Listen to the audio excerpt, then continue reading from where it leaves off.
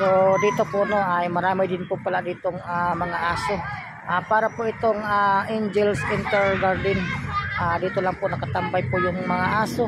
Sayang nga po na wala po tayong dalang pagkain. So ayan po yung mga aso po no. Dito lang po yan sila sa May Imus, Cavite. Sila nakatambay. Hindi ko po alam kung mayroon po ito silang may-ari. So ayan po yung location po no. Ayan po yung location, Angels International Garden. So maraming salamat po. God bless. So ayan po no, si ate ay madala pong pagkain. Siguro po ay madalas po siguro ang binibigyan niya ng pagkain niyan.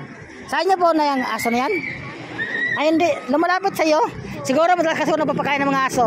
No? Lumapit po kayo kay ate no, pero hindi naman po siya na tunay po na nagmamayari.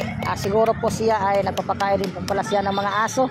Ayun, nagpapakain ng mga aso kaya lumalapit sa iyo agad. So napakarami po nila pong aso po no.